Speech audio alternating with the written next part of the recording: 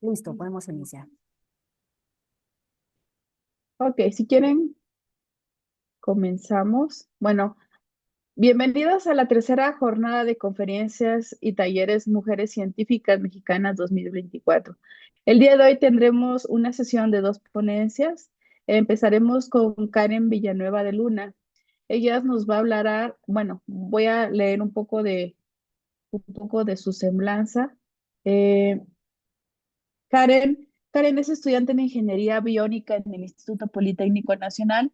Actualmente es auxiliar de investigación en el Laboratorio de Instrumentación y Procesamiento de Señales de la Unidad Profesional Interdisciplinaria de Ingeniería y Tecnologías Avanzadas. Entusiasta en el estudio de señales fisiológicas con un enfoque en la generación de algoritmos para el análisis de datos y aprendizaje automático. Está lista para enfrentar los desafíos que el campo de la investigación científica le depare. Ella nos hablará de su tema titulado Primeros pasos para el análisis frecuencial de señales electroencefalográficas. Bien, muchas gracias. Tenemos 20 minutos, Karen, para que nos puedas regalar tu presentación. Adelante. Bueno, muchas gracias y buenas tardes a todas y a todos.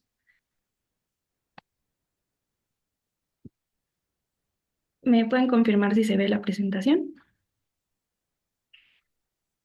Sí, se ve. Sí, gracias. Bueno, pues yo soy Karen Villanueva. Comencemos con la presentación. Estos son algunos de los puntos que vamos a abordar. Explicaré un poco acerca de la actividad cerebral y las señales electroencefalográficas, así como las bandas de frecuencia y las ondas cerebrales. Vamos a conocer lo que es la transformada de Fourier y la densidad de potencia espectral y les expondré algunas aplicaciones prácticas. ¿Por qué es importante estudiar al cerebro? Bueno, el cerebro no solo es el órgano que se encarga de controlar a todo el resto de los sistemas de nuestro cuerpo, además de requerir una demanda energética bastante grande, considerando alrededor del 25% de la glucosa que nosotros producimos a lo largo del día. Como a mí me gusta visualizarlo, es que las células neuronales son las únicas células que son capaces de interpretarse a sí mismas y de comprenderse. Entonces, lo que me gustaría exponerles hoy y lo que me gustaría transmitirles es esta emoción por conocer a las células neuronales y que nos quedemos con la idea de que si bien no nos podemos poner a platicar con un cerebro, el cerebro se comunica con nosotros y nos da muchísimo más información de la que podemos imaginar. Y pues eso es lo que me gustaría que viéramos el día de hoy. La actividad cerebral y las señales de electroencefalograma. Un concepto que probablemente todos conozcamos es el de la sinapsis. La sinapsis es este proceso mediante el cual las células neuronales se comunican entre sí. Pero si nos vamos un poco más profundo, vamos a conocer que el origen de la sinapsis es llamada un potencial de acción. Para comprender cómo se da este proceso necesitamos saber cuáles son las partes de la neurona. En específico, me gustaría que nos concentráramos en las dendritas, que son las terminales que vamos a identificar nosotros en la parte superior de la neurona, el cono axónico, que es en donde vamos a identificar estos potenciales de acción y la interacción que tienen para dar un impulso eléctrico, el axón en sí, que es todo el cuerpo de la neurona, y un componente muy importante del axón, que son vainas de mielina. La mielina es una proteína que va a ser muy importante en este proceso sináptico, como lo veremos un poco más adelante. Y finalmente, la terminal axónica.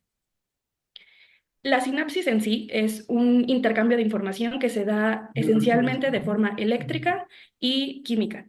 Química por este proceso de intercambio de neurotransmisores y eléctrica porque el intercambio iónico que hay en las células neuronales se va a traducir en cargas que nos van a decir si nuestra célula está negativa, si se va un poco más positiva. ¿Cómo lo vamos a nosotros a interpretar? En un esquema conocido como diagrama de potencial de acción. Este es un esquema que nos ejemplifica el cómo se mueven las cargas eléctricas en la neurona y esto es lo que nosotros vamos a traducir en potenciales excitatorios y potenciales inhibitorios. Estos potenciales y la sumatoria de sus interacciones en el cono axónico nos van a determinar si una neurona dispara o no dispara. Este es el esquema del potencial de acción, que es el intercambio o este cambio del voltaje a lo largo del tiempo. vamos a distinguir un estado de reposo que se encuentra alrededor de los menos 70 milivoltios, un umbral que está alrededor de menos 55 milivoltios, y lo que les comentaba de los potenciales excitatorios e inhibitorios.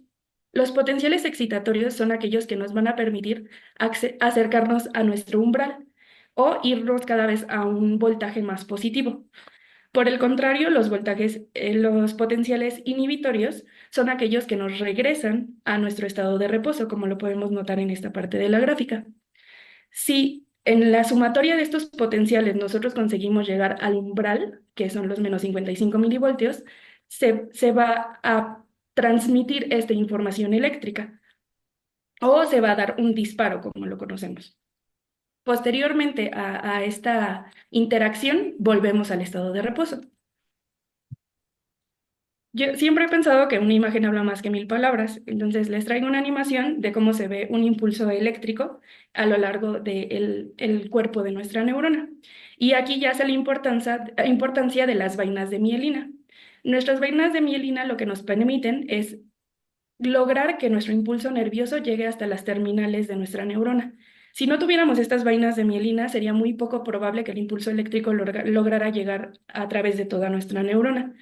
Entonces, una vez que lo consigue, se pueden liberar los neurotransmisores y así es como se puede lograr la comunicación entre neuronas.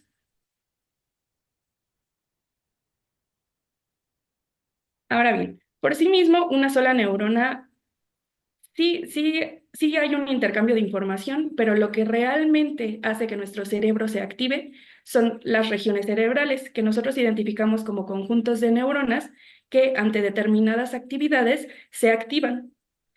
¿A qué me refiero con esto? Bueno, pues por un lado, el lóbulo parietal está asociado con toda la percepción sensomotora. Esto quiere decir que cuando nosotros tenemos una percepción de calor, frío, dolor, entre otros, esta región cerebral es la que se activa. El lóbulo frontal es el que se encarga de todas las funciones ejecutivas, o lo que conocemos como la planificación, la toma de decisiones. Por otro lado, el lóbulo temporal es el que se encarga de la comprensión del habla, el lenguaje auditivo y el reconocimiento de rostros. Finalmente, el lóbulo occipital es el que se encarga del procesamiento visual. También podemos distinguir otras distribuciones llamadas áreas de Brodmann, que si bien hoy el propósito no es aprendernos las de memoria, es la idea que me gustaría que se quedara de esta sección de la presentación es que dependiendo la zona en donde se estén activando las neuronas, hay una actividad específica asociada. ¿Cómo podemos nosotros visualizar este intercambio eléctrico que venimos mencionando? Esto es gracias a los electroencefalogramas. ¿Y cómo lo podemos conseguir? ¿Cómo podemos extraer esta información? Es a través de electrodos que nos permiten registrar esta actividad eléctrica. Nosotros disponemos estos electrodos en lo que conocemos como montajes, que son distribuciones a lo largo del cuero cabelludo de los pacientes.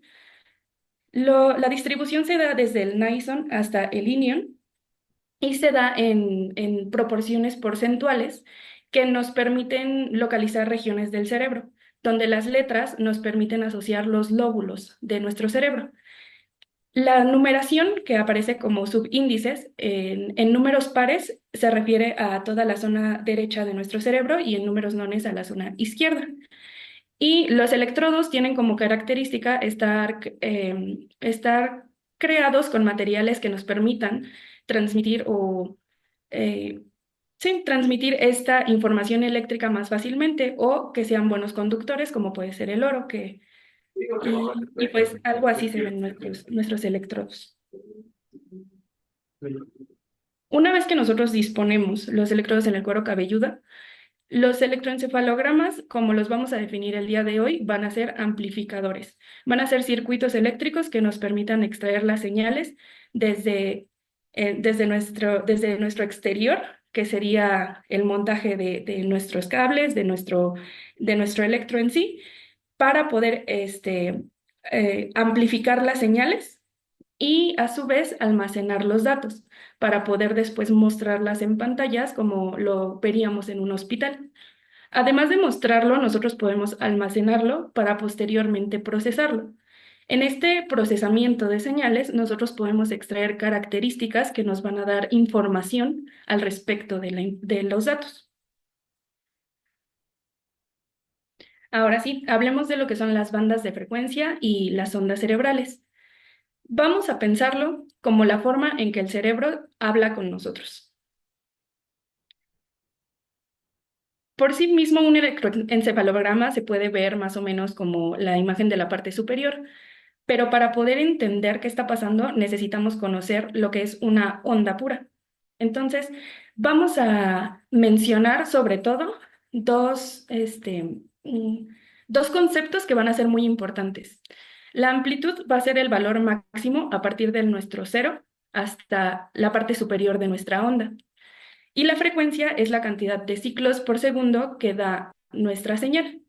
Estos ciclos por segundo son una unidad de medida que se llama hertz. Entonces, estas dos características van a ser muy importantes para poder describir las ondas cerebrales. Dependiendo de los hertz que nosotros estemos viendo en una señal, vamos a tener características asociadas. Por ejemplo, las bandas delta, que van 0.5 a 4 Hz, están asociadas en adultos sanos con estados de sueño profundo. Por otro lado, las bandas teta, que van de 4 a 8 Hz, están asociados con estados de meditación o de creatividad, de sueño, pero antes de llegar al sueño profundo. Las bandas alfa están asociadas con una relajación mental y física, y por otro lado, las bandas beta están relacionadas con estados de conciencia, de pensamiento, de excitación.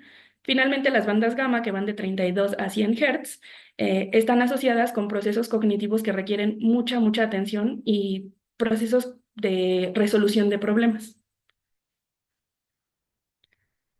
Ahora, ya sabemos que vamos a poder obtener información frecuencial de una señal electroencefalográfica, pero ¿cómo la podemos extraer? ¿Qué herramienta nos va a funcionar?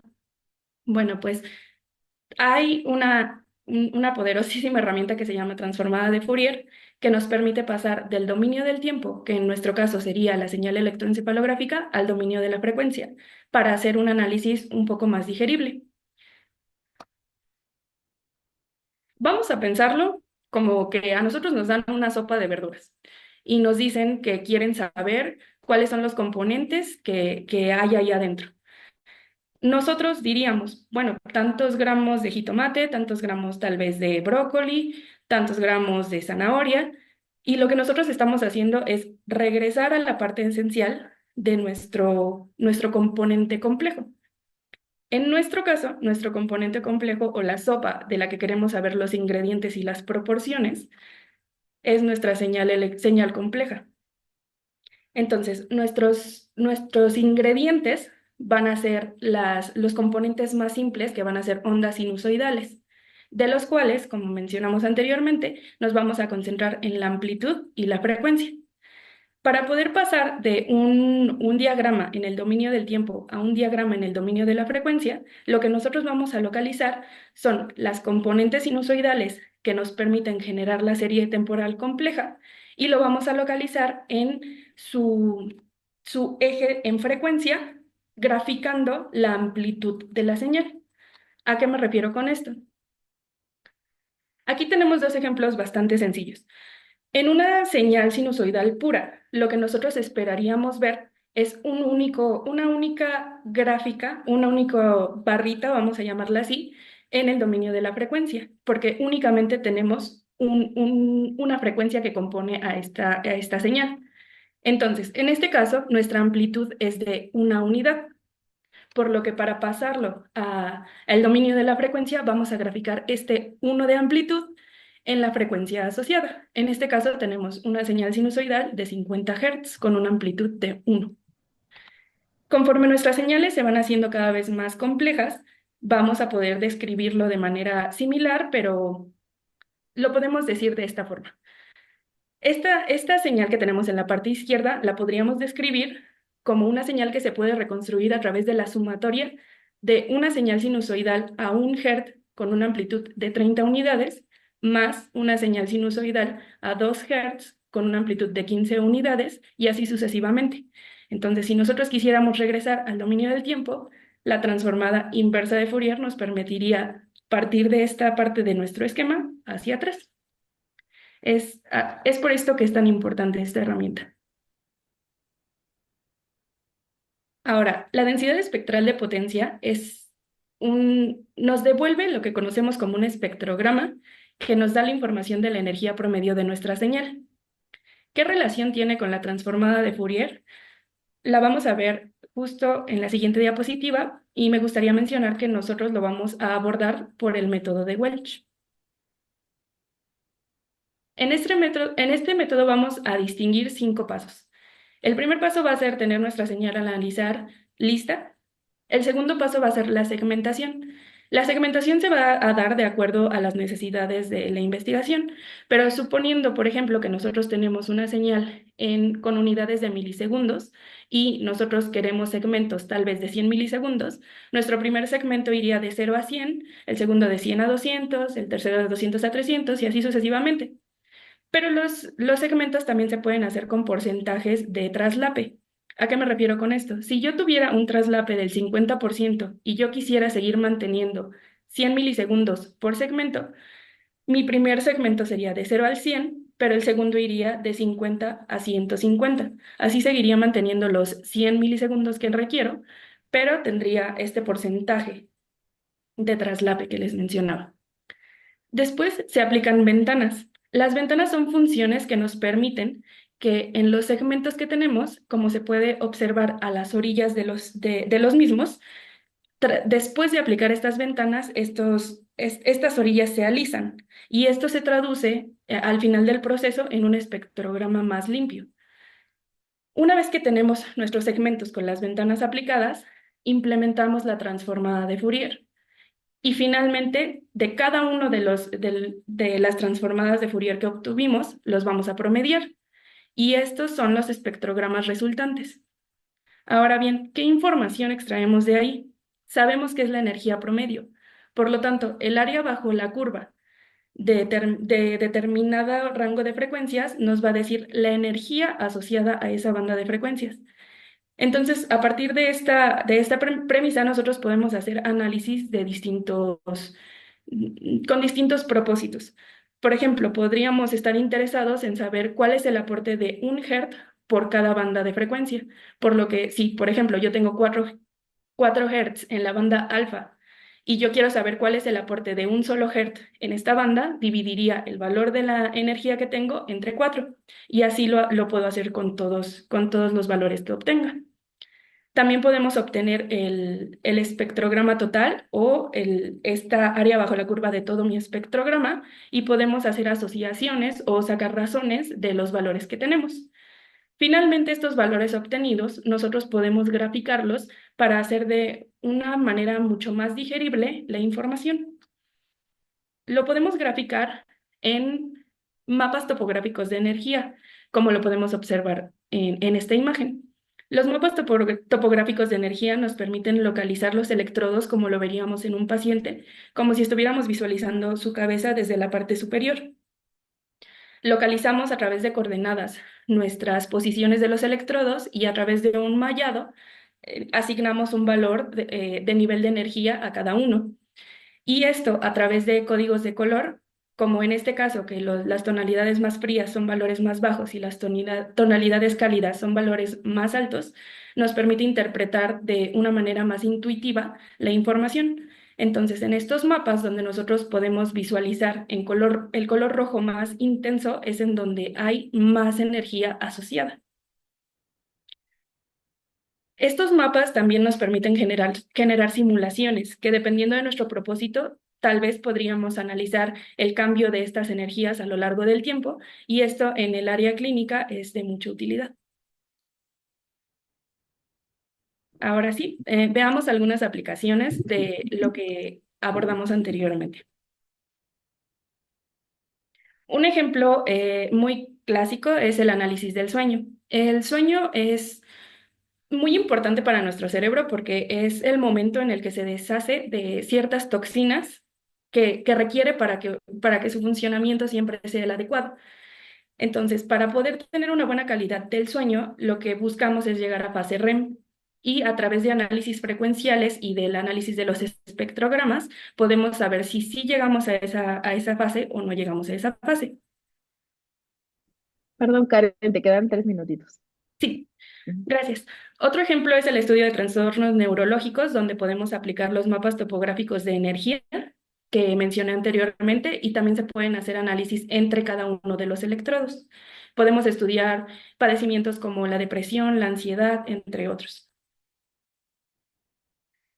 Otro ejemplo es el envejecimiento y podemos buscar conectividad entre los electrodos, también valores ya sea de energía o algunas otras cualidades de las señales, y podemos ver diferencias a lo largo de ciertos rangos de edad. Otro ejemplo es el uso de prótesis, que implementando varias técnicas como adicionales al procesamiento de electroencefalogramas, como pueden ser las señales musculares, nos permiten generar sistemas complejos. Y finalmente están las interfaces cerebro-computadora, que también en el área clínica se pueden aplicar en sistemas como el movimiento de sillas de rueda. Y esto sería todo de mi parte. Muchísimas gracias por su atención. Muchísimas gracias, Karen. Bien, pasamos al lapso de preguntas y respuestas.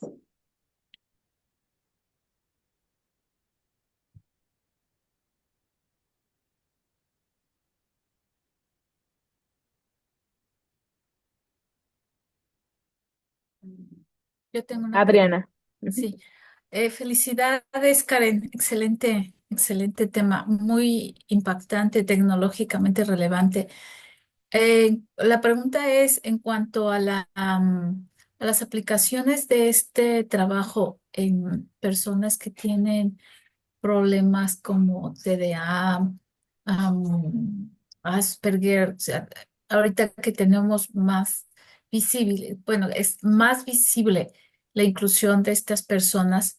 ¿Qué tanto trabajo tienen ustedes en este tema? O si sabes algo. Ajá. Sí, respecto a señales electroencefalográficas, sí hay campo de investigación en padecimientos como los que mencionan. Y por ejemplo, yo específicamente estoy trabajando mi tesis de licenciatura con respecto a la depresión.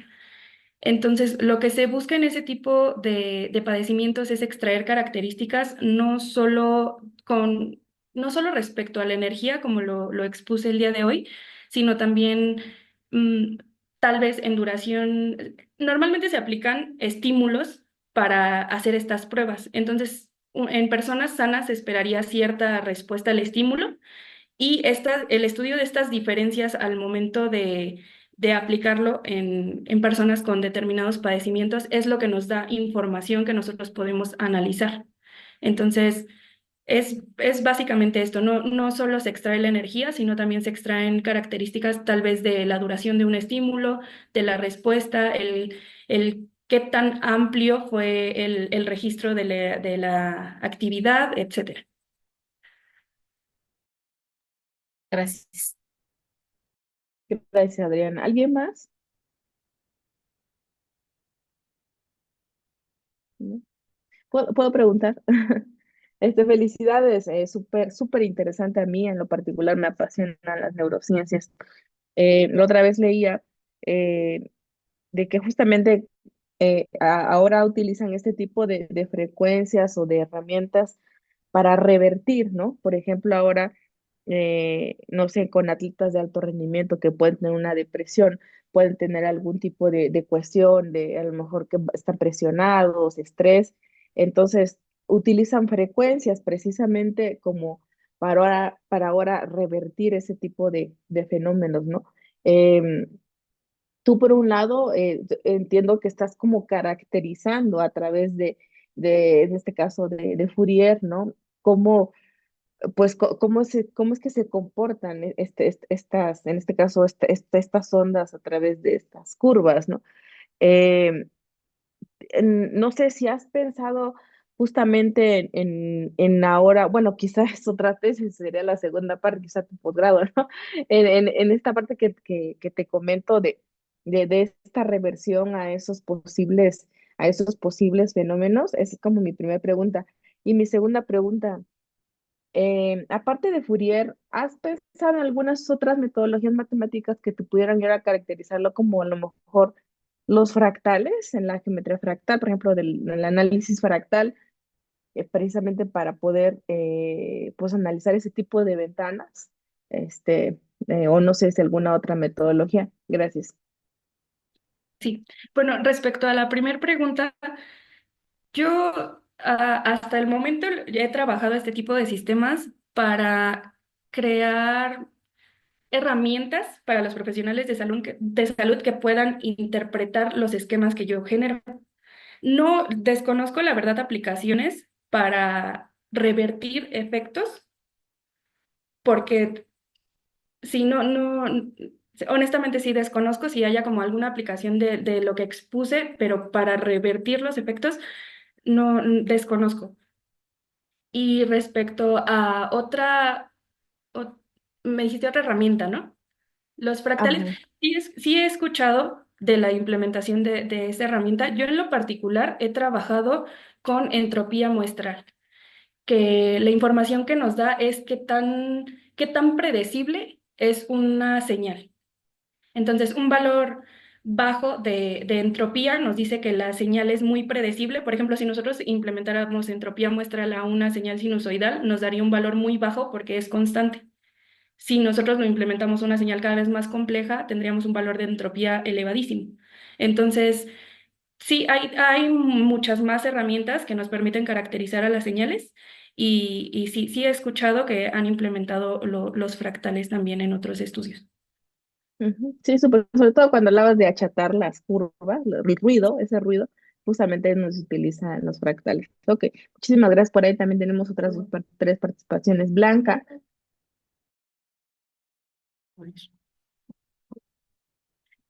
Hola, buenas tardes. Somos varios aquí viendo, entonces. Mi nombre es Amaury y tenía la duda en la parte de esta relación de las energías por bandas. Esa relación, por ejemplo, en las alfas, es la relación entre toda la energía de la banda y la energía que le correspondería a esa frecuencia. Y si es así como es, ¿qué implicaría este valor de esa relación? O sea, ¿cómo lo analizas?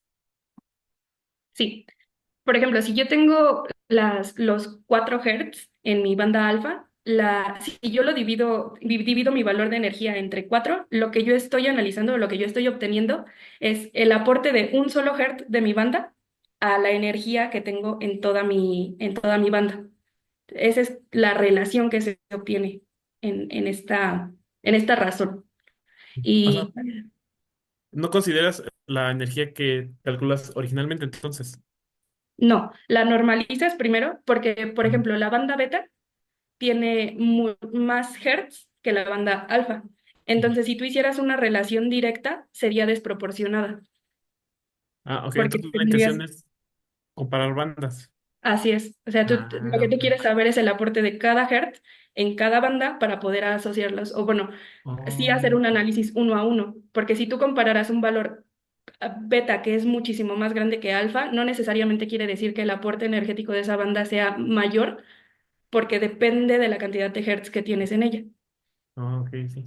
Muchas gracias. Gracias. Por ahí, Xochitl. Bueno, muchas felicidades por la presentación. Me sorprende porque eres muy jovencita. Hablas de una tesis de licenciatura en la cual estás participando en el análisis y la explicación del fenómeno de las respuestas neuronales y la energía. Pensando en un posgrado, yo más bien quisiera invitarte a que lo valores así y explorar los mecanismos fisiopatológicos de las enfermedades, pues es donde nos faltan investigadoras que estudien. Entonces, ofrecerte por parte de la Universidad de Colima, tenemos un programa de maestría y doctorado en ciencias fisiológicas donde se estudian esos procesos básicos que mencionaste al inicio de transmisión entre neuronas, incluso pues toda la parte de electrofisiología, se tienen buenos laboratorios y pues acá hay un espacio abierto para si piensas en un programa de posgrado más adelante. Muchas gracias. Muchísimas gracias. Muchas gracias, ¿no? Súper, ya salió el posgrado. Por ahí, Maribel. Maribel dice un tema muy interesante. Ah, perdón, ¿vas a hablar? Ok. ¿Cuál sería la importancia de estudiar las redes neuronales? Las redes neuronales biológicas, ¿sí? Pues nosotros podemos hacer estudios respecto a conectividades, que la información que nos da es puede ser respecto a hemisferios. Entonces podemos saber tal vez la proporción que hay de trabajo del hemisferio derecho respecto al izquierdo y encontrar posibles anormalidades. Entonces la importancia de estudiarlo como redes es esta, que el cerebro finalmente trabaja en un conjunto y si una región no está operando adecuadamente, en su totalidad el cerebro tiene alteraciones. Súper. Gracias. Bueno, muchas gracias. Por ahí, Betty, muchas felicidades. Sí, sí, reiteradas felicidades. Gracias, Karen. Gracias a usted. Bueno, gracias. Bueno, vamos a pasar con nuestra siguiente ponente, Lisbeth. Eh, por ahí, bueno, voy a leer un poquito acerca de ella. Lisbeth es ingeniera geóloga egresada de la Universidad de los Andes, Venezuela, con maestría en geología petrolera. En la actualidad se desempeña como profesora de tiempo completo en el Centro de Investigación de Geociencias Aplicadas de la Universidad Autónoma de Coahuila. Trabajó por 6 años en proyectos de modelado y caracterización de yacimientos petrolíferos.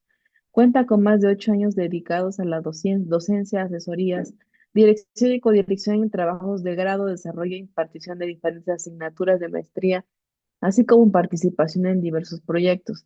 Actualmente se encuentra cursando el doctorado en ciencias en el Centro de Investigación Interdisciplinarios de la UADEC, desarrollando tesis en geología ambiental, por lo que sus áreas de investigación se enfocan en geología del petróleo y geología ambiental. Cuenta con el perfil PRODEP. En el año 2023 recibió el reconocimiento UADC a la Mujer Universitaria 2022-2023.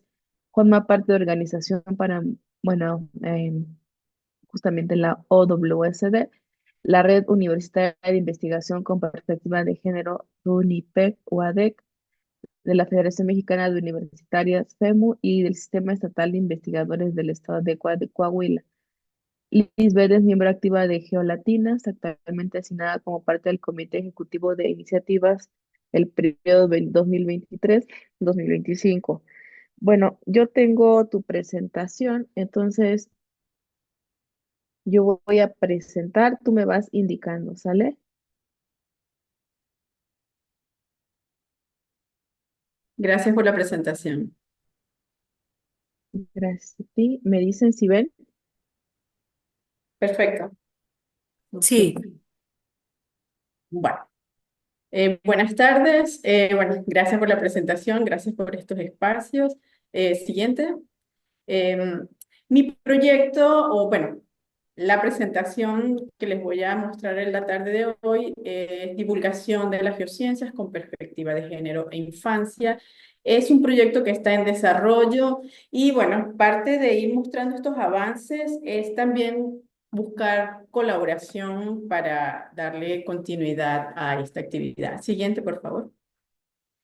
Le voy a hablar un poco de dónde surge la idea de la iniciativa del proyecto, un contexto general, una breve referencia del desempeño de las mujeres en la minería, algunos datos de interés y el esquema del proyecto piloto donde se centra la idea del análisis de percepción de género y de infancia. Siguiente, por favor. Bueno, ¿de dónde surge la idea? Es muy importante, bueno, me parece muy importante destacar un poco este contexto porque pues a veces estos espacios estos grupos, estas iniciativas nos abren expectativas, nos inspiran, porque a veces vemos y escuchamos y no sabemos quién puede conectar con esto. Tuve la oportunidad hace unos 3, 4 años de conocer unas chicas de Geolatinas Colombia, donde ellas desarrollan una actividad que se llama Museo Viajero, y las chicas súper jovencitas de estudiantes de licenciatura se van a las partes rurales en Colombia con una mochila, la llenan de muestras, de rocas, de fósiles, de material didáctico, y se van a darle talleres y pláticas a los niños con el principal objetivo de llevarles, motivarlos, inspirarlos y acercarlos a la ciencia. La verdad que la experiencia de esta chica fue muy inspiradora. Y acá en México, hace unos 2 años atrás, un grupo de chicas de Geolatinas México pusieron en práctica esto en la Ciudad de México. Siguiente, por favor. Otra de las iniciativas en la que he estado participando, tuve la oportunidad de conversar con la doctora Julieta Fierro, ustedes la deben conocer, es un ícono de la divulgación, y comenzar a investigar acerca de todo lo que ella ha hecho en esto de cómo divulgar y hacer que estos conocimientos, su fortaleza en la parte de la astronomía, sea más accesible a las comunidades. También es un punto inspirador. Siguiente, por favor. Tuve la oportunidad de conocer a la doctora Clemencia Gómez. Ella es una colombiana que se destaca porque tiene muchos años trabajando con un proyecto que se llama Un geólogo por municipio, al punto de que lo sometió como decir, al Congreso para que sea promovido como un proyecto ley y sea aplicado. Motiva mucho a sus alumnos y ha logrado que este proyecto sea reconocido a nivel nacional e internacional, para destacar la importancia de que a nivel de las alcaldías, a nivel de las parroquias, haya un profesional en el área de ciencias de la tierra que participe en la toma de decisiones, pues ya que a veces cuando hay desastres naturales se afectan las comunidades, y muchas veces las obras, las construcciones no tienen un adecuado proceso, porque no hay un conocimiento al respecto del tema. Siguiente, por favor. En este mismo contexto, la Asociación Colombiana de Geólogos y Físicos Petroleros, ellos desarrollan una actividad hermosísima que se llama pedagogía regional. Ellos van a las comunidades rurales, desarrollan materiales, le enseñan a los niños de las comunidades el contexto de los recursos naturales que están en su entorno, y los ayudan como a comprender la importancia tanto en la conservación como en la parte económica.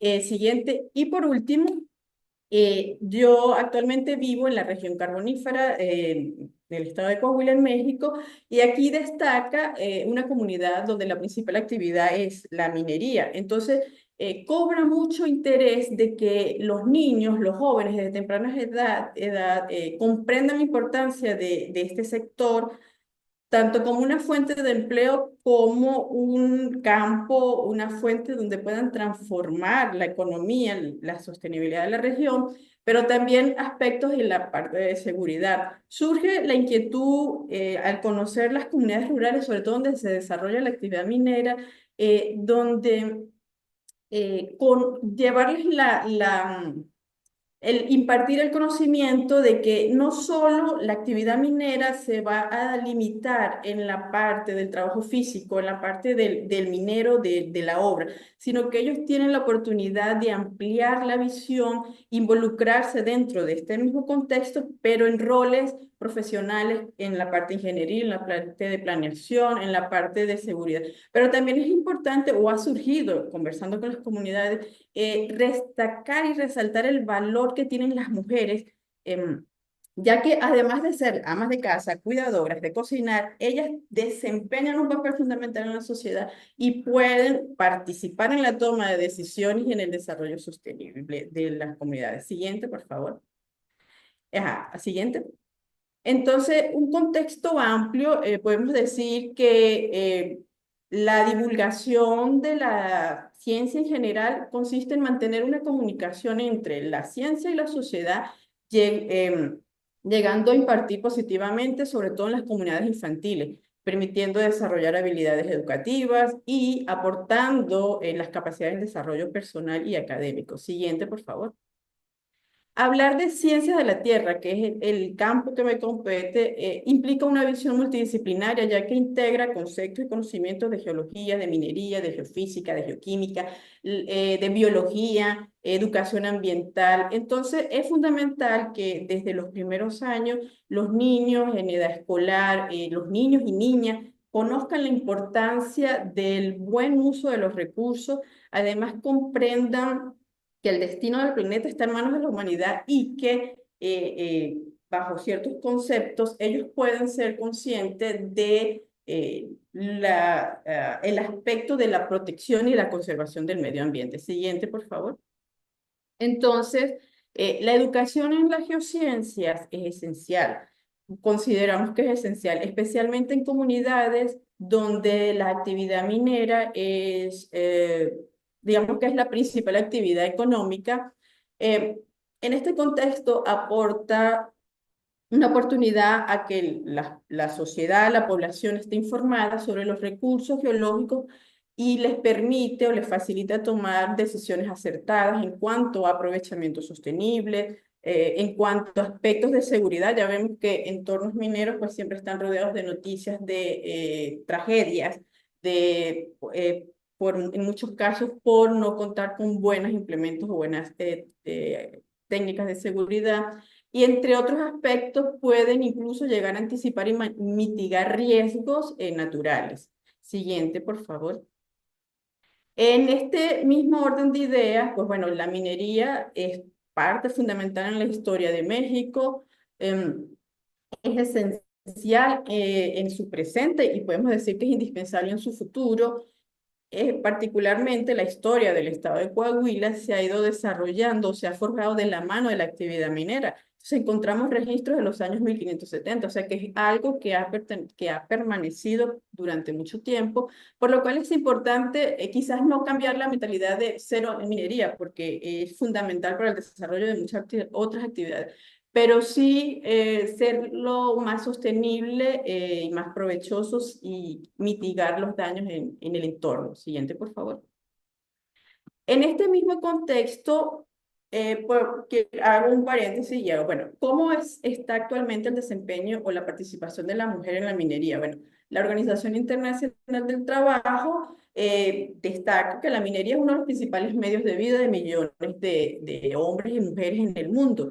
Sin embargo, sabemos que históricamente la mujer ha sido excluida. Poco a poco ha ido ganando espacio. Ya hay estadísticas, datos estadísticos donde se dice que, bueno, van superando el 10% de la participación de las mujeres dentro de esto. Son puntos que vamos ganando. Siguiente, por favor. Acá en México, en Camimex, la colaboración entre organizaciones no gubernamentales, la WIN México, hay diferentes instituciones que están monitoreando este avance. Hablan de que en materia de inclusión, la equidad en el sector se ha destacado y que actualmente en el empleo minero metalúrgico se ha elevado apenas un 13.6%. Ya esto se ven como puntos a favor. Siguiente, por favor. Entonces, en general, bueno, desde el año 2018, el Foro Intergubernamental sobre Minería, Minerales y Metales Pesados ha ido ampliando las iniciativas donde se va promoviendo y se va aumentando o incrementando el apoyo en la igualdad de género en el sector minero. Entonces, podemos ver que a nivel, en algunas instituciones nacionales e internacionales, este contexto está cambiando. Siguiente, por favor. Ajá, continúa acá. Pero, ¿qué sucede? Bueno, haciendo un paréntesis en cuanto al contexto de la participación de las mujeres en la industria. Bueno, volviendo a la parte de la educación de los niños, algunos datos de interés. Para la UNESCO, ellos hablan de que a nivel mundial se está incrementando un 30% la participación de las niñas que optan por estudiar carreras de STEAM. Entonces, este tipo de estadísticas son útiles porque muestran la necesidad de participar, de incrementar y de llevar proyectos a las comunidades porque va promoviendo la participación de las niñas. Siguiente.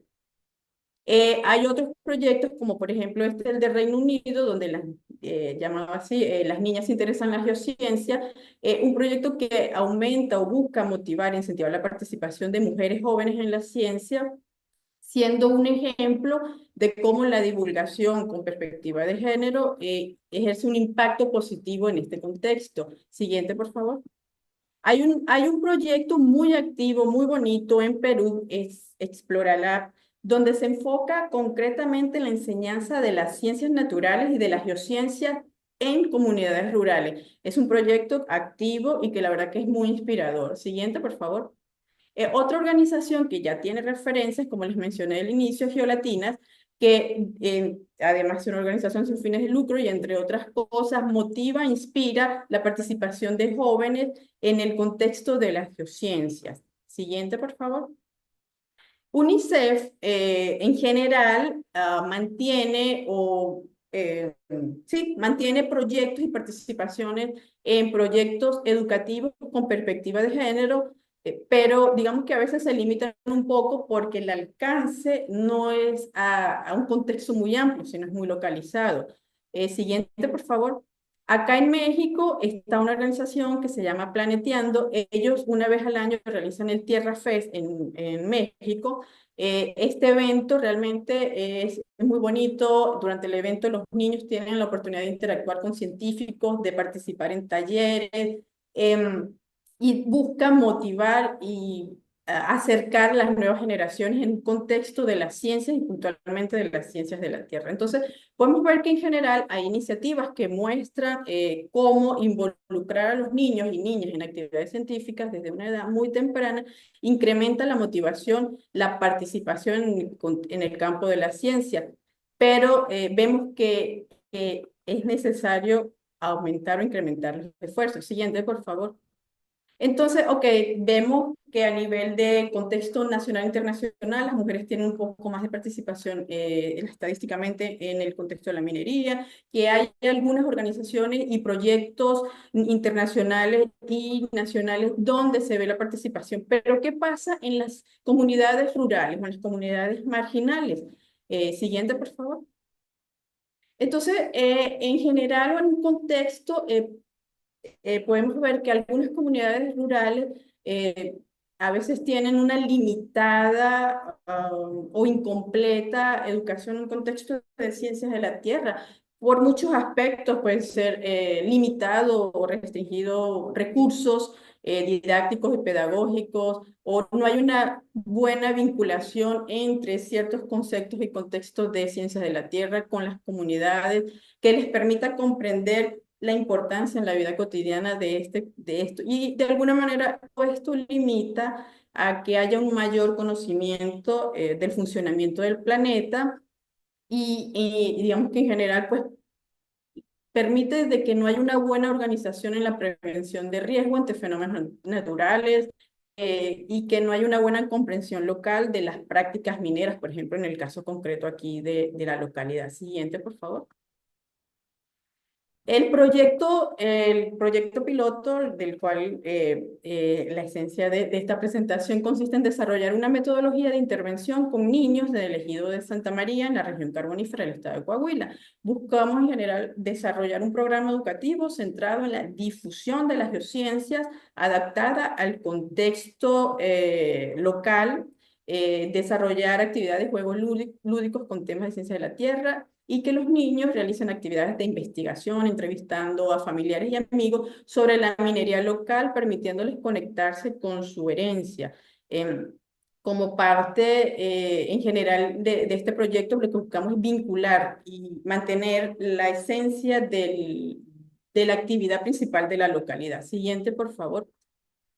Entonces, como parte de este proyecto, se realizaron dos encuestas, que realmente con esto ya completo la presentación, donde se busca una primera encuesta, siguiente por favor, un análisis de percepción de los niños. Entonces, si quieres, tiene animación, le puede dar varias veces para que se complete. Entonces, aquí muestro la ubicación, la comunidad infantil del ejido, la escuela primaria del ejido Santa María, con una población de 57 niños y niñas. Siguiente, por favor.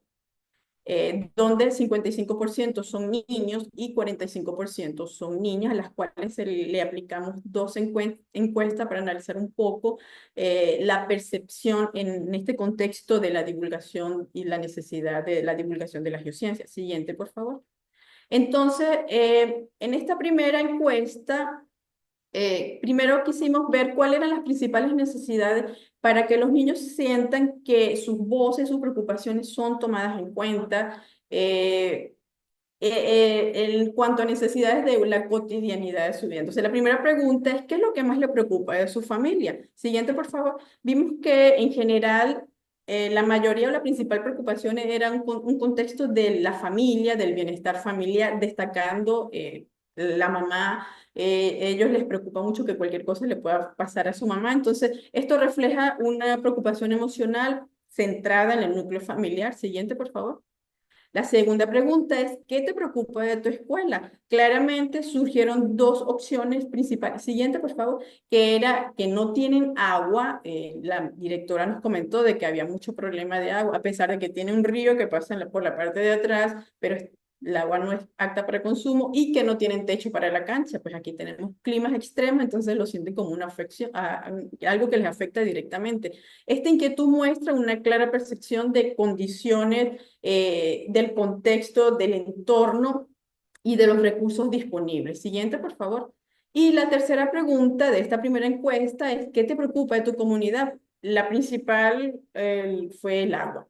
O sea, entonces es una respuesta que señala una necesidad que urge abordar desde una problemática que les afecta en el entorno familiar, en el entorno escolar y en el entorno social.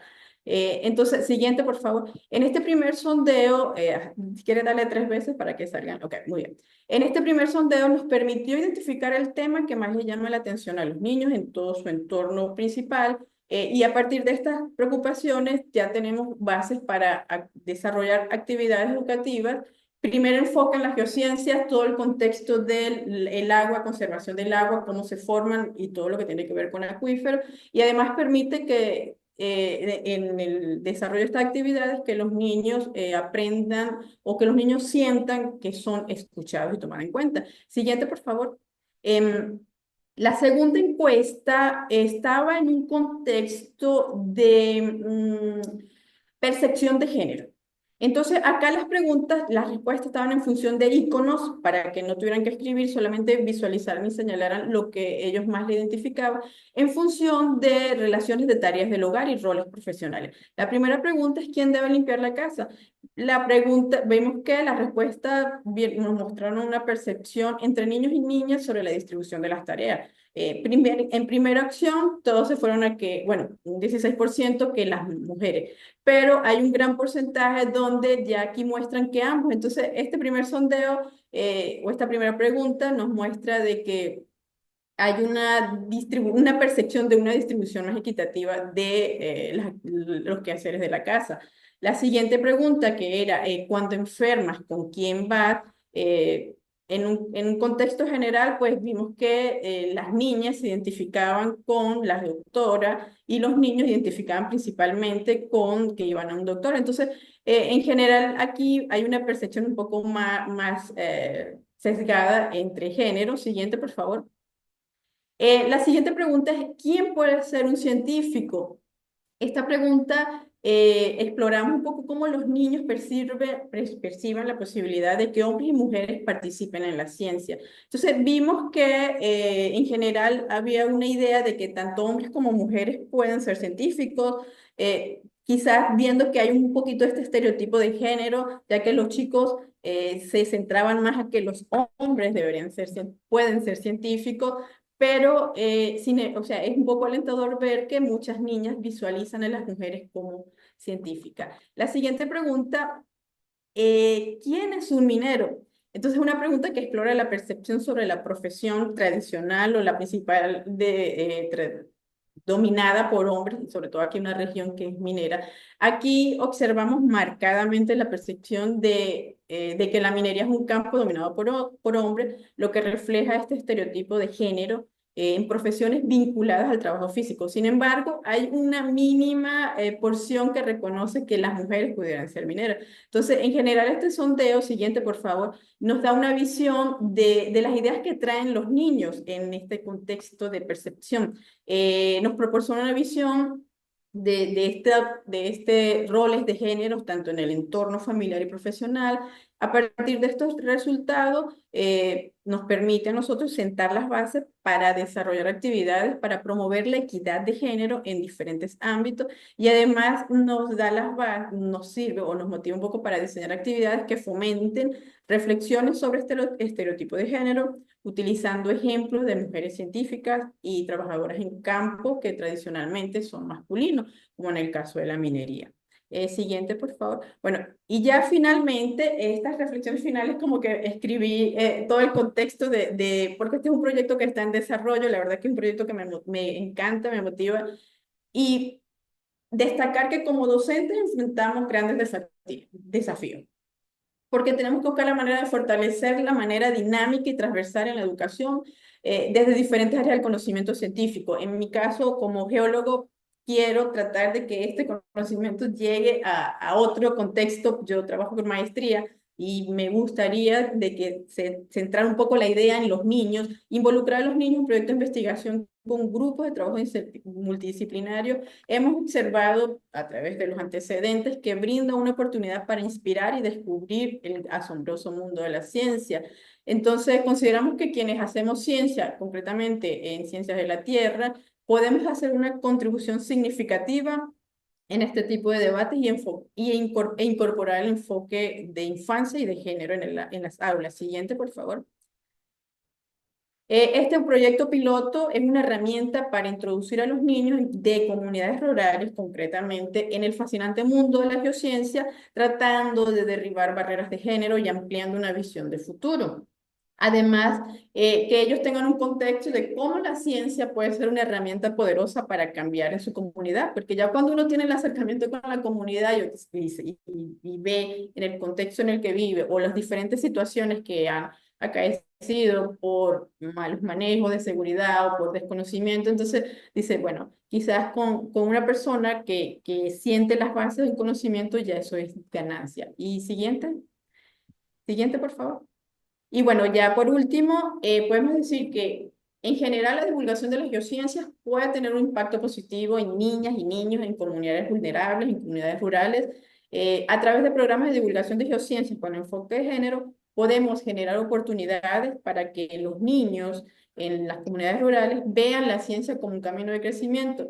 Y además, al estudiar y al hacer parte de la investigación, vemos que hay proyectos de referencia donde las niñas especialmente tienden a participar más activamente en actividades o involucrarse en diferentes actividades y talleres o en este contexto cuando tienen modelos femeninos, cuando tienen un referente en las ciencias. Y bueno, gracias porque creo que ya estoy contra el tiempo. Sí, justamente. Muchas gracias. Gracias, maestra. Muy interesante. Bueno, pasamos a las preguntas y respuestas.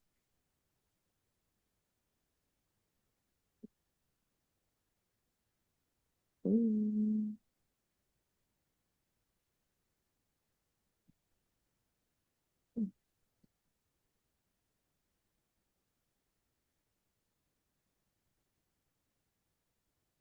¿Cómo regreso a Zoom?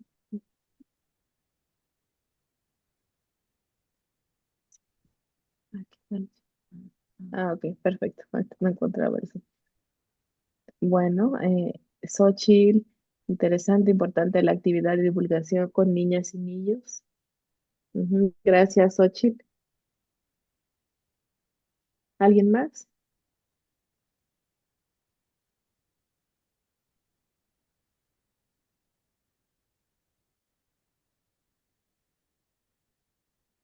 Maribel García, muchas felicidades. Gracias. Adriana Nava, este tipo de actividades se pueden extrapolar a otras áreas, ¿sí? Es pregunta, ¿verdad? No, solo es por comentario, porque se puede trabajar este mismo tipo de actividades que trabajó para geociencias, para áreas de química, áreas de un tipo de ingeniería como patrón a seguir. Es como se me ocurre ahorita, es un comentario. Ah, súper. Sí, felicidades, Lisbeth, muy, muy interesante. Gracias. Bueno, estamos en proceso, pero la verdad que creo que parte de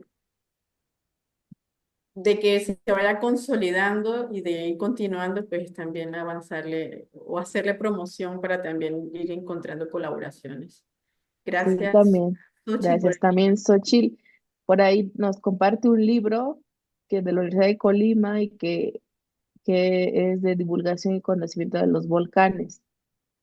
Ah, del volcán de Colima.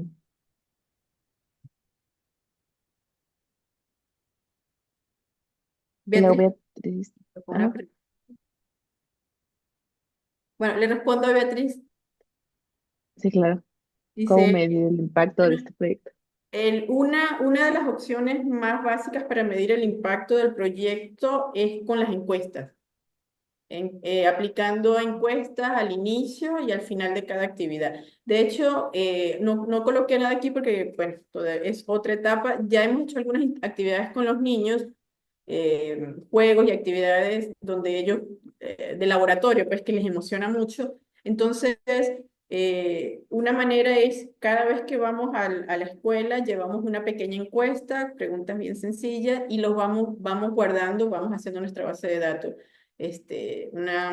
Digamos que una buena manera es ir evaluando cómo va cambiando la percepción y cómo van cambiando quizás la opinión de ellos en algunas actividades y en este contexto. Entonces, pues básicamente trabajando con encuestas, tanto al inicio como al final o en cada una de las actividades, donde algunas preguntas se repitan para ir viendo cómo van cambiando un poco la percepción o si se mantienen igual.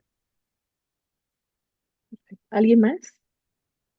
Bueno, si me permiten intervenir. Muchas felicidades, Lisbeth, muy interesante tu proyecto. Siempre creo que abordar, abordar la ciencia desde la educación básica es primordial, ¿no? Porque muchas veces llegamos, a veces, o estudiamos cosas que a veces ni sabíamos porque era la opción que teníamos a la mano y no sabíamos que existían más alrededor allá afuera y aunque podía hacerlo, ¿qué más puedo hacer, no?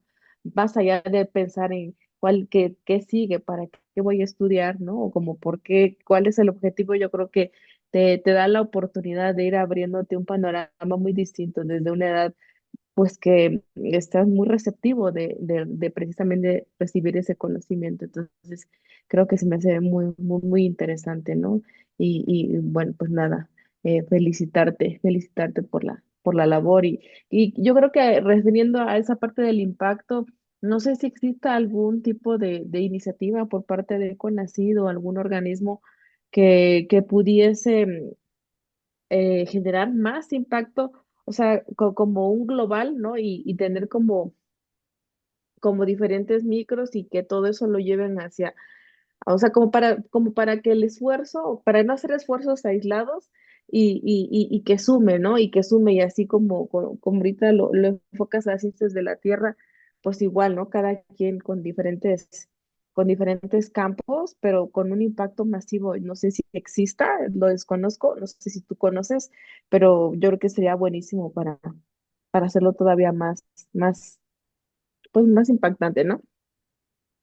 Sí, no he encontrado, fíjate que, pero sí estaría interesante quizás en este proceso, y bueno, y como cada año cambian los procesos, iniciativas, las convocatorias, de repente dentro de alguna de las redes del CONACYT, estaría interesante quizás analizar o evaluar, que son las que a veces tienen estos proyectos macro que se puedan desarrollar, porque las convocatorias pues ya son un tema bien complejo.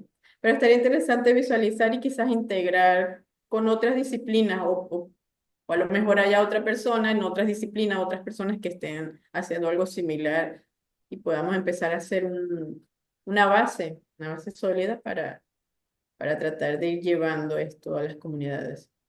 Sí, no sé, se me ocurre llevar las neurociencias a los niños también, por ejemplo, ¿no? Ahorita que nos hablaba también Karen, sería, wow, sería muy, muy padre.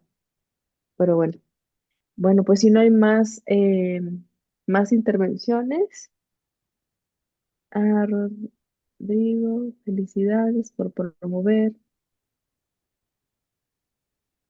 Ok, bueno, ahí están. Más Gracias. felicitaciones. Perfecto. Bueno, pues si no hay más comentarios o preguntas, intervenciones, pues creo que hemos llegado al final de nuestra sesión.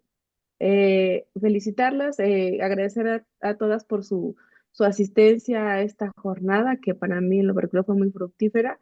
Y bueno, más adelante les harán llegar su constancia de participación y pues seguimos participando. Gracias a todos, gracias a todas, hasta luego. Gracias, hasta Gracias. luego. Chao, Bye. chao, bye. Hasta luego, bonita tarde.